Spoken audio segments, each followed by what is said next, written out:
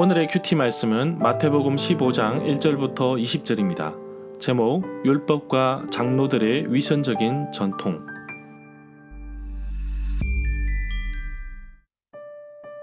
먼저 앞뒤 문맥을 살펴보겠습니다.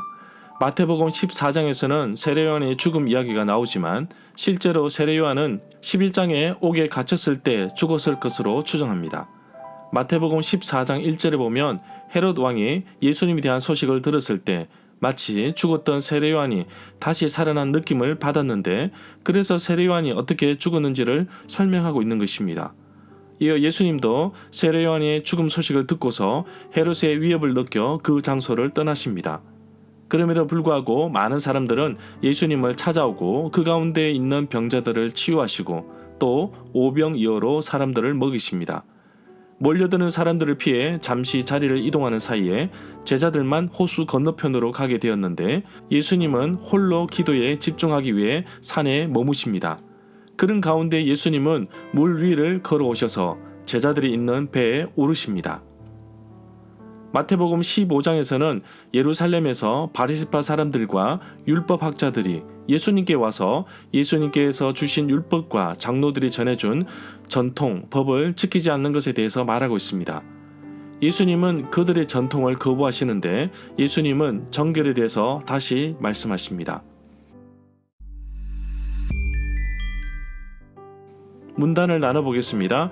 1절부터 9절은 장로들이 전해준 위선적인 전통, 10절부터 20절은 마음, 사람을 더럽히는 것. 1절에 보면 장로들의 유전에 대한 말씀은 마태복음 12장, 마가복음 7장에 나옵니다. 여기서 서기관에 대해서 알아보겠습니다. 본래 서기관은 문서를 복사하는 사람인데, 이 당시의 복사의 개념은 필사, 직접 글을 옮겨 적는 것입니다. 복음서에서 서기관은 전통적으로 율법 학자를 가리키는 것으로 봅니다. 2절에 보면 예루살렘에서 내려온 바리새인들과 서기관들이 예수님께 와서 예수님의 제자들은 어찌하여서 장로들이 자신에게 전하여준 전통을 지키지 않는지 물었습니다. 장로들의 전통은 음식을 먹기 전에 손을 씻는 것입니다. 여기서 전통은 전에 내려오는 가르침을 말합니다. 이 방식은 다음 세대의 구전, 말로서 전해지는 것인데, 모세가 전하여 준 율법을 랍비들의 전통적인 해석이라고 보고 있습니다. 식사 전에 손을 씻는 것은 일종의 제의, 제사의식적으로 정결하게 만드는 일종의 종교적인 의례라고 봅니다. 그렇기 때문에 손을 씻는다는 것은 단지 위생적인 문제만 언급한 것은 아닙니다. 3절부터 4절에 보면 예수님께서 바리새인들과 서기관들에게 장로들의 전통을 지키려고 하나님의 명령을 지키지 않느냐고 되묻습니다. 예수님께서 말씀하신 하나님의 명령은 부모를 공경하라 내용인데, 이 구절은 구약성경 출애굽기 20장 12절과 출애굽기 21장 17절의 말씀을 인용하였습니다. 동일한 문맥의 내용이 신명기 5장 16절과 레위기 20장 9절에도 나옵니다. 비방한다는 말은 저주하는 의미까지 포함하고 있습니다. 3절부터 6절 단락의 핵심 내용은 종교적인 근거로 부모에 대한 공경을 소홀히 해서는 안 된다는 것입니다. 8절부터 9절에 보면 예수님은 이사야 선지자의 말씀을 인용하셨는데, 이 백성들이 입술로는 나를 공경하나 마음은 나에게서 멀다고 말씀하십니다. 마태복음에서는 3절부터 6절에 종교적인 근거를 들어서 부모 공경하는 것을 잊지 말아야 한다고 말씀하고 있습니다. 그러면서 이사야의 말씀을 인용하여서 논리적인 짜임새를 갖추었습니다.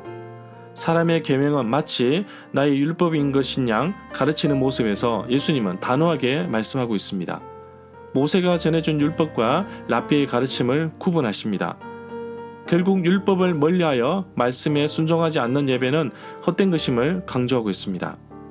11절부터 14절에 보면 예수님께서 제자들에게 설명하시는데, 입으로 들어가는 것이 사람을 더럽히는 것이 아니라 입에서 나오는 것이 사람을 더럽힌다고 하셨습니다. 12절에서 걸림이 된다는 것은 실족하였다는 의미로 볼 수 있습니다. 12절부터 14절 단락은 마가복음에 나오지 않습니다.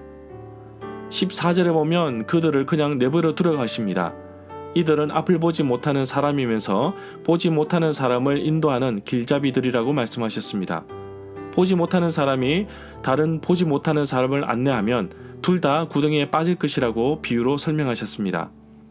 마가복음에서는 이 구절이 빠져 있는데 누가복음 6장 39절에서는 다른 비유의 첫머리에 이 내용이 나옵니다. 17절부터 19절에서 사람을 더럽게 만드는 것이 있는데 마음이 악하면 선한 말을 할 수 없다고 하십니다. 그런 이유는 마음에 악한 것이 가득하기 때문입니다. 말, 혀에 대해 아주 중요하게 다룬 말씀은 야고보서 3장 6절에도 나옵니다. 결론적으로 사람을 더럽히게 만드는 것은 마음에서 나오는 것이며 손을 씻지 않고서 먹는 것은 사람을 더럽히게 하는 것이 아니라고 말씀하시면서 예루살렘에서 내려온 바리새파 사람들과 율법학자가 말한 장로의 유전을 명확하게 정리한 구절로 볼 수 있습니다. 절마다 상세한 설명과 구절 해석 그리고 핵심 내용과 중심 줄거리는 네이버 블로그에 올려져 있습니다. 내게 주시는 교훈입니다. 예수님은 오늘 말씀을 통해 사람을 더럽히는 것이 마음이라는 사실을 다시 언급하시면서 마음이 얼마나 정결해야 하는지를 말씀하고 계십니다. 바리새파 사람들처럼 율법학자처럼 율법의 정신에서 벗어나 부가적인 전통, 외부적인 모습에만 집착하고 있지 않는지 살펴보기를 원합니다. 하나님은 나의 마음을 아시고 또 들여다 보시는 분이십니다. 정말 나의 마음이 하나님의 것으로 가득 차 있는지 아니면 악한 것들로 가득 차 있는지 나 스스로 점검하고 챙겨 보아야겠습니다. 내 마음속을 들여다보시는 하나님의 반응을 생각해보면 과연 내가 어떤 마음을 품어야 할지 답이 나옵니다. 예수님께서 종교 지도자들에게 위선자들이라고 말씀하시면서 입으로는 나를 공경하지만 마음은 내게서 멀다고 하셨습니다. 주일 예배를 드리고 평상시 열심히 말씀을 읽고 기도하고 봉사하고 헌신하지만 정말 나의 마음이 주께로 정해졌는지 반드시 살펴보기를 원합니다. 혹시나 나 자신이 다른 것에 집중하고 얽매여 있지는 않는지 살펴보기를 원합니다. 또는 사람들의 시선에 얽매여 있지 않는지 살펴보기를 원합니다.